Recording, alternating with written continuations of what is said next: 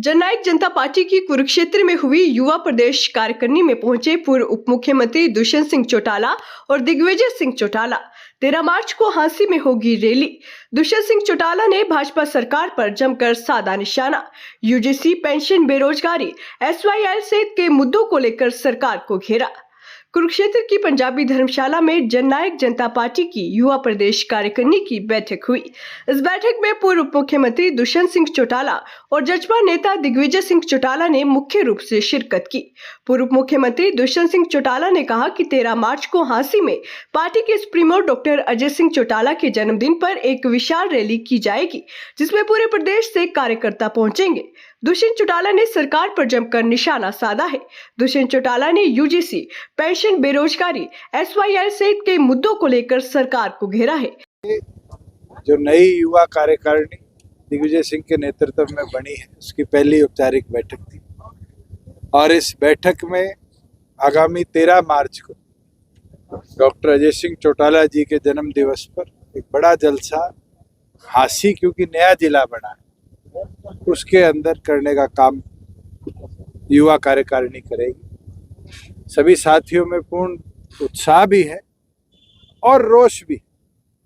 उत्साह इस चीज का कि डॉक्टर अजय सिंह चौटाला जी का जन्म दिवस एक युवा प्रेरणा के तौर पर हम बनाएं, पर जिस तरह के हालात देश में बने हैं, चाहे वो यूजीसी की नई गाइडलाइंस के ऊपर रोष हो, चाहे वो HTAT की धांधली के कारण रोष हो, चाहे HPSC के अंदर जिस तरह के रिजल्ट आए और हरियाणा के युवाओं को रोजगार से वंचित करने का काम किया, उसके उपरांत रोष।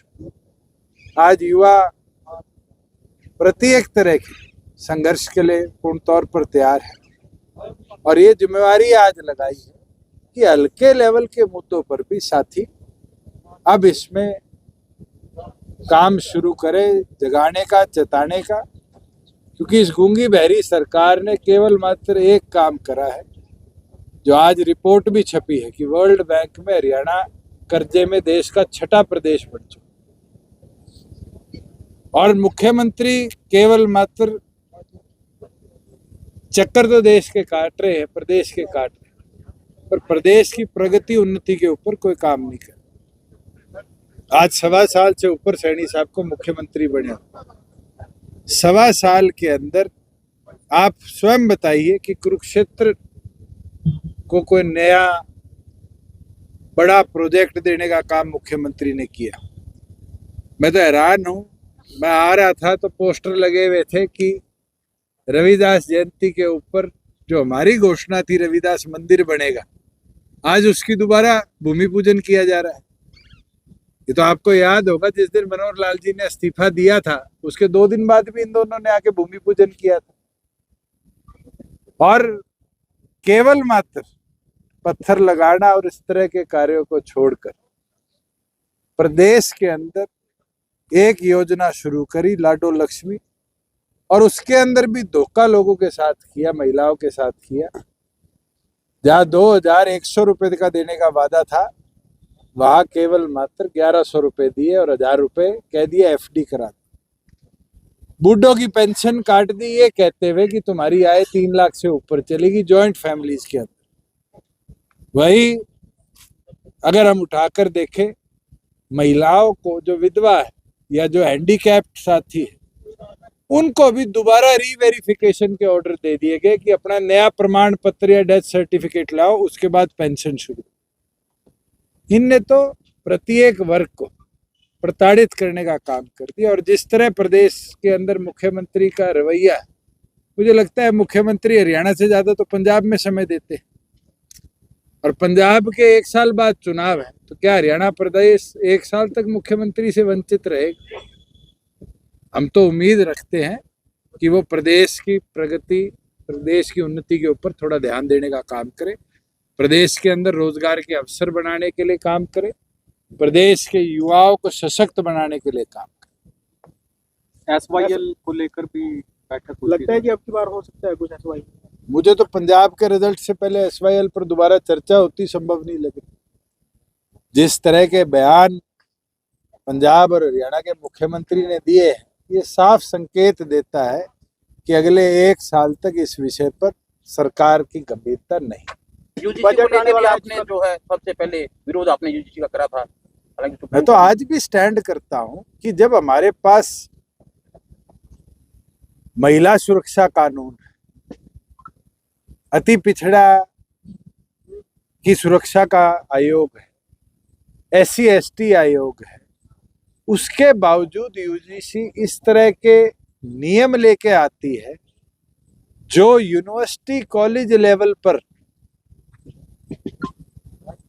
लोगों में झगड़े की एक बड़ी वजह बने। और मैं तो धन्यवाद करूंगा देश के न्यायाधीश का, जिनने पहली बार सुप्रीम कोर्ट में सुनवाई आते ही इसमें रोक भी लगाई और केंद्र सरकार को फटकार भी लगाई कि इस तरह के लॉज की जरूरत नहीं है। क्लैरिटी के साथ सरकार दोबारा इस कानून को लाए। बजट आने वाला है, बजट आ रहा है तो क्या कैसे कहेंगे? होगी? देश को बहुत उम्मीद है मोदी जी से। जिस तरह पिछले 3 महीनों के अंदर ट्रंप को आंख दिखाकर और वहीं दूसरी ओर पर पुतिन को रोटी खिलाकर या यूरोपियन यूनियन के प्रेसिडेंट को रोटी खिलाकर एग्रीमेंट साइन हुए हैं, करोड़ों करोड़ों के टैक्स रिलीफ दिया गया है विदेश से इंपोर्ट के ऊपर। इस देश की जनता उम्मीद रखती है कि मोदी जी इस देश की जनता को भी टैक्स रिलीफ देने का काम करें। किसान भी उम्मीद रखता है कि 5 लाख वाला 8 लाख, 8 लाख वाला 12 लाख का स्लैब हो। और वही दूसरी ओर पर KCC लिमिट जो है वो पहले 3 से 5 हुई थी, 5 से इस बार 8 हो जाए। और कृषि यंत्र जो है नई टेक्नोलॉजी के, उनको टैक्स फ्री किया जाए। बहुत उम्मीदें हैं देश को। और तो देखते हैं, पिटारा तो 15-16 घंटे का रह गया, हलवा चढ़ गया होगा फाइनेंस मिनिस्ट्री में। उम्मीद है कि पिटारा भी खुलेगा और देश को पता चलेगा कि क्या सोच इस सरकार ने 26-27 के लिए रखी। यूजीसी कानून को लेकर बाकी पार्टियों का जो है रुख ठीक नहीं था, स्वाई जेजेपी को लेकर वो चुप रहे, तो इसका क्या कारण हो सकता सोच हो सकती है। हम तो युवा की लड़ाई लड़ने में हमेशा अग्रणी रहे हैं, चाहे वो 75% कानून लाने की बात हो। हरियाणा के रोजगारों में उनका अधिकार दिलाने के लिए ही वो कदम उठाया था। और आज युवाओं में ही आपसी लड़ाई करने के जो षड्यंत्र रचा जा रहा था, फिर तो एक तरफ तो मोदी जी कहते हैं एक रहो, मजबूत रहो, और वहीं दूसरी ओर जहां नींव रखी जाती है हायर एजुकेशन में, वहीं एक को बांटने का काम कर दिया।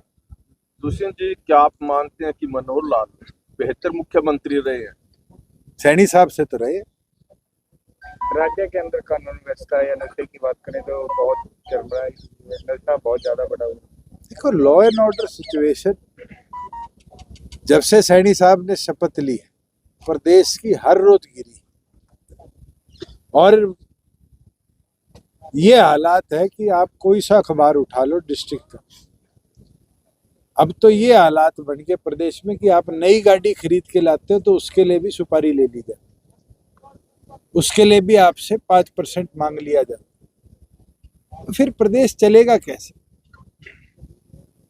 आप खुद वारदातें देखो, रेप की, मर्डर की, किस तरीके से सरेआम गोलियां चलाई जाती है और उन लोगों को पकड़ा नहीं जाता। ये लॉ एंड ऑर्डर की सिचुएशन को कंट्रोल करने के लिए पुलिस को ऑटोनॉमी देनी पड़ेगी, और हरियाणा सरकार ने वो ऑटोनॉमी आज के दिन नहीं दी। बुढ़ापा पेंशन को लेकर बहुत ज्यादा 40,000 से ज्यादा बूढ़े बुढ़ियों की पेंशन काटी गई, ये कह के कि आपके PPT डाटा का मिसमैच। आज आप किसी तहसील में चले जाओ, किसी मिनी सेक्रेटेरिएट में चले जाओ, सबसे बड़ी मात्रा में वहां पर पीड़ित बुजुर्ग खड़े। इसीलिए है क्योंकि सैनी साहब ने बिना सोचे समझे कागजी नंबरों पर लोगों के ऊपर एक्शन लेने का काम। इनेलो के विधायक कहते हैं अर्जुन चौटाला की RSS में अगर गदा भी चला जाए बीजेपी का वो बन जाते हैं, उसको लेकर क्या हो, इसको आपकी प्रतिक्रिया क्या है? मैं प्रतिक्रिया ना दूं तो बेहतर है। 2018 से पहले जब इंडियन नेशनल लोकदल हुआ करती थी, कुरुक्षेत्र में बड़ी मजबूत थी। अब स्थिति ऐसी हो गई, ना जेजेपी मजबूत कुरुक्षेत्र में दिखाई दे रही है, ना इनेलो। चलो कोई बात नहीं, 4 साल है, कैसे संगठन का मजबूत आप साथ दे दो, 4 साल तक अच्छा दिखाते हो, लिखते रहो, हम अपना मजबूत हो जाए। आप साथ दो, आप लोग जितने मजबूती से दिखाओगे और लिखोगे उतने मजबूती के साथ हमारा संगठन आगे बढ़ेगा। और ये कहना एक जगह मजबूत है नहीं है, ये तो समय की बात है। आपके यहाँ बीजेपी के बूथ एजेंट भी होया करते थे क्या 2000 से पहले? आज क्या स्थिति है? काम करेंगे संगठन के साथी मिलकर तो क्यों नहीं, उससे भी मजबूत दौर कुरुक्षेत्र जिले के अंदर क्यों हरियाणा के अंदर जेजेपी लाने का काम। बीजेपी के एक मंत्री का कहना है कि जितने लोग यहाँ पर इकट्ठे होते हैं इनकी सभा में, इतने तो नैतिक सैनिक को देख के वैसे इकट्ठे हो जाते हैं। चलो उनकी सोच है, आपको मैं फोटो भेज दूंगा, शायद 200 लोग भी ना बैठे हो मुख्यमंत्री की सभा में। चाहिए लेट होने ठीक है जी, धन्यवाद। शुक्रिया। ठीक है जी।